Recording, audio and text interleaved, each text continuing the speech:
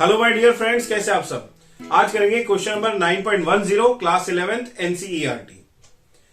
Question है a rigid bar of mass 15 kilogram is supported symmetrically by 3 wires each 2 meter long. तो यहां पर जो हमें फर्स्ट स्टेटमेंट दी गई है उसमें कहा है कि एक रिजिड बार है, ये रिजिड बार है जो कि सॉलिड है और इस रिजिड बार का जो मास है that is 15 kilogram.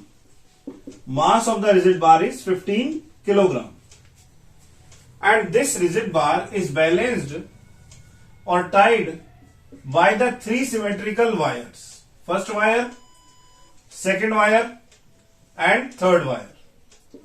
So these are the 3 wires and length of each wire is given. Length of each wire is 2 meter.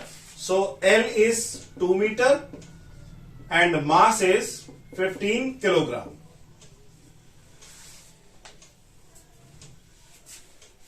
Those at each end are of copper and the middle one is of iron. Determine the ratios of their diameters if each is to have the same tension. So इस question में बोला second line में कि दोनों जो wires हैं, जो दो वायर्स आपके एंड में है, wire number 1 and wire number 3, ये दोनों वायर्स आपके कॉपर के हैं और जो मिडल वायर है this is of iron. So iron को हमने Fe से रिप्रेजेंट किया और कॉपर को Cu से रिप्रेजेंट किया। ओके,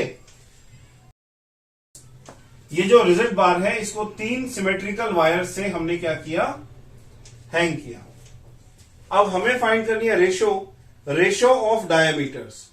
अब रेशो निकालने के लिए हमें कौन सा फॉर्मूला यूज करना पड़ेगा, तो यहां पर जो फॉर्मूला यूज होगा that is Young's modulus. Young's modulus is equal to stress by strain, और सिंप्लीफाइड फॉर्म में लिखें तो force upon area multiply by length divided by change in length. तीनों वायर्स की लेंथ सेम है, तीनों वायर्स पर लगने वाली फोर्स दैट इज mg वो भी सेम है, फोर्स सेम है, लेंथ सेम है और तीनों वायर्स के अंदर जो एक्सटेंशन प्रोड्यूस होगा डेल्टा एल वो भी सेम प्रोड्यूस होगा। तो इसका मतलब डेल्टा एल भी सेम है। क्यों सेम है उसका रीजन, क्योंकि तीनों वायर्स की लेंथ सेम है और तीनों वायर्स एक ही रिजिड बार से कॉमन ऑब्जेक्ट से कनेक्टेड है। अब ये जो force 15 into 9.8 that is mg act करेगा वो तीनों वायर्स पर एक्ट करेगा, जिसकी वजह से लेंथ में जो चेंज आएगा डेल्टा एल वो भी सेम आएगा। सो इट मींस आप ऐसा भी लिख सकते हैं Young's modulus of copper wire divided by Young's modulus of iron.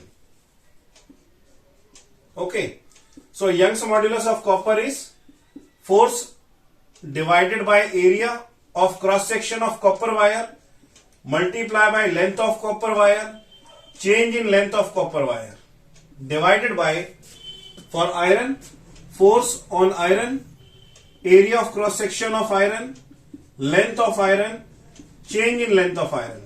अब हमने बात की डेल्टा एल सेम है, एल सेम है और एफ भी सेम है, तो हम इनको कैंसिल कर देंगे। Now Young's modulus of copper wire divided by Young's modulus of iron is equal to area of cross section of iron divided by area of cross section of copper.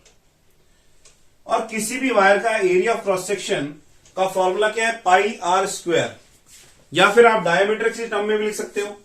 Area of cross section is pi r square और area of cross section is pi d square by 4, क्योंकि जो radius है वो diameter का half होता है, आप उसका स्क्वायर करोगे तो डी स्क्वायर बाय 4 हो जाएगा। Very simple. Now put the value here. Young's modulus of copper divided by Young's modulus of iron is equal to pi d square by 4 of iron divided by pi d square by 4 of copper। 4 से 4 cancel, पाई से pi cancel. हमें find करनी है ratio of diameters, so it means Young's modulus of copper divided by Young's modulus of iron is equal to square of diameter of iron and square of diameter of copper.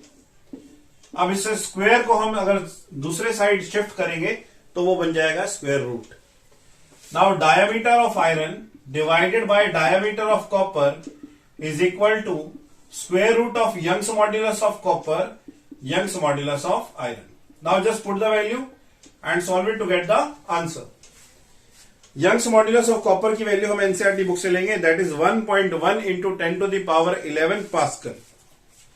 This is Young's modulus of copper.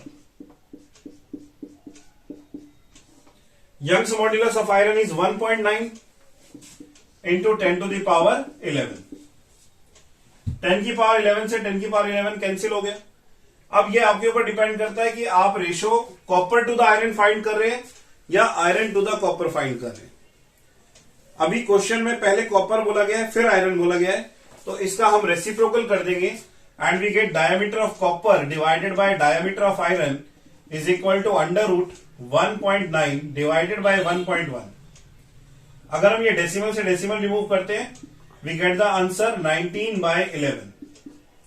Now you can solve it. 19 को आप 11 से divide करके उसका square root find करिए या फिर यहां पे भी छोड़ सकते हैं. So it is the ratio of diameter of copper to the diameter of iron.